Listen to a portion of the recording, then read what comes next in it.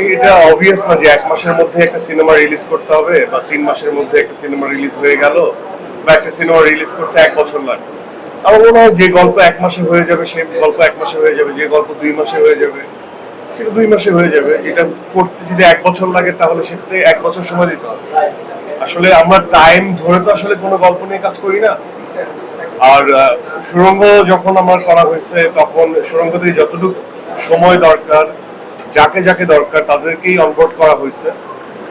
তাড়াহুড়ো নিয়ে কাজ করা হয় নাই, কিন্তু তারপরেও তাড়াহুড়ো হয়ে যায়। আমরা সবসময় দেখি যে এত দীর্ঘ সময় ধরে কাজ করার পরেও আমাদের একটা এন্ড অফ দ্য মোমেন্ট একটা তাড়াহুড়া লেগে যায়।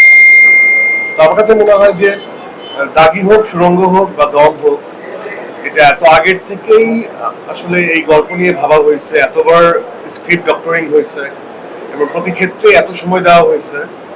তো আমার মনে হয় যে প্রপার টাইমিং, প্রপার সময় নিয়ে প্রপার কাজটা করার চেষ্টাই আমার টিম করেছে এবং আমিও করি। আর আমি অনেক সময় নেই কথাটা হয়তোবা অনেকের ক্ষেত্রে হয়তোবা এটা প্রযোজ্য, বাট আমার ক্ষেত্রে না। আমার কাছে মনে হয় যে গল্পটা সুন্দর হতে হবে, টিমটা অনেক অদ্ভুত সুন্দর হতে হবে এবং সবচেয়ে অযোগ্য মানুষ টিমের মধ্যে আমিই থাকবো। আর সবাই আমার থেকে বেশি যোগ্যবান মানুষ। এটা আমার কাছে মনে হয় যে এটা হওয়া খুব দরকার। তাহলে আমি অনেক কিছু জানতে পারবো, শিখতে পারবো, আমি অনেক ভালো এক্সপিরিয়েন্স করতে পারবো, আমার একটা গ্রোথ হবে। এই ধরনের ইচ্ছা আমার থাকে আর কি। হ্যাঁ, সবচেয়ে জ্ঞানী লোক যদি আমিই থাকি তাহলে খুব বোকা একটা ফিল্ম হওয়ার সম্ভাবনা থাকে আর কি। তো এই জন্য আর কি একটু সময় বেশি লাগে, বাট চেষ্টা করছি। আমার নিজেরও প্ল্যান আছে যে বছরে 2টো উৎসবে মানুষ সিনেমা নিয়ে আসে, এটার বাইরেও সিনেমা আনা যায় কিনা সেটা আমার একটা চেষ্টা আছে। কারণ দিন শেষে বাঙালি সিনেমা যে কথা আমরা বলি সেটা একটু বেশি ভলিউমে আসলে আমার মনে হয় যে সিনেমা হলও বেঁচে থাকবে, আমরাও বেঁচে থাকবো। এবং আমি এটাও চাই যে সিনেপ্লেক্স মাল্টিপ্লেক্সের মতো এই ধরনের শাখা আরো বেড়ে যাক। এটাও চাই যে একটা সুন্দর গুড এনভায়রনমেন্টে মানুষ সিনেমা এক্সপিরিয়েন্স করুক, এটাও চাই। সেখানে পর্দার ক্লিয়ারিটি থাকবে, অডিওর ক্লিয়ারিটি থাকবে এবং কোনো জটিলতা হবে না। যেমন এবার যেমন অনেক জটিলতা হলো, সেটা অনাকাঙ্ক্ষিত। এটা যে সিনেমার সাথেই হোক সেটা খুবই অনাকাঙ্ক্ষিত। এগুলো আমাকে ইনারলি খুব পীড়া দেয়, খারাপ লাগে। কোন একটা একটা সিনেমা বা 2টো সিনেমা যদি শুধুমাত্র টেকনিক্যাল কারণে যদি প্রদর্শিত না হতে পারে। তো এটাই বলবো যে আমার মনে হয় যে সবারই সব দিকে খুবই বিচক্ষণতার পরিচয় দিয়ে প্রোডাকশনটাকে কমপ্লিট করাটা খুব ইম্পর্টেন্ট। রাদার দেন টাইম ধরে যদি কাজ করতে চায় তাড়াহুড়ার কাজ কখনো ভালো হয় না। এমন কোনো বিষয় আছে এই সিনেমায় যেটা, যদিও এই সিনেমার স্টোরিটা খুবই কমপ্লিকেটেড, এমন কোনো বিষয় আছে যেটা করতে গিয়ে দ্রুত পরিশ্রম এবং কষ্ট করতে হয়েছে?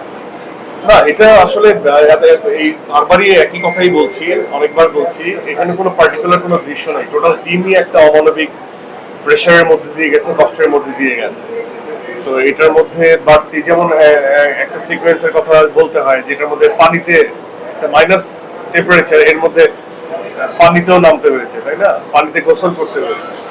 তো বিষয়টা এমন ছিল, গরম পানি, জাস্ট গরম পানি চুলা থেকে নামানোর পর সেটা ঠান্ডা লাগছে।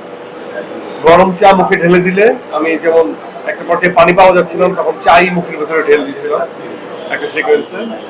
তো আমার কাছে মনে হয়েছে যে খুবই নর্মাল পানি মুখের ভিতরে ঢেলে দিচ্ছি, টেম্পারেচার এত লো ছিল। সো এই আর কষ্ট আমার করতে কোনো অসুবিধা নেই, অতটুকু দম আমি রাখি, যে কোনো কষ্টই করতে কোনো সমস্যা নেই।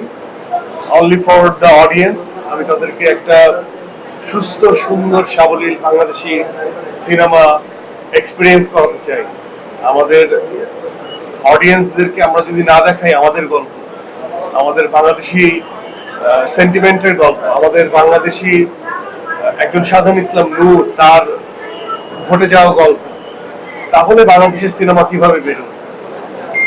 একদমই 100% মৌলিক বাংলাদেশি কন্টেন্ট নিয়ে দম টিম আসছে এবং সুরঙ্গ এটার বাইরে কিছু ছিল না, দাগিও এটার বাইরে কিছু ছিল না। আমার একটা ইচ্ছা থাকে, তাই বলে যে অন্য কাজ করা যাবে না। দাগি, দম, সুরঙ্গ বাদেও তো শাকিলরা অন্য কাজ নিয়ে আসছে। সব সিনেমাই সুন্দর, বাট আমার ইচ্ছের কথা আমি বলি।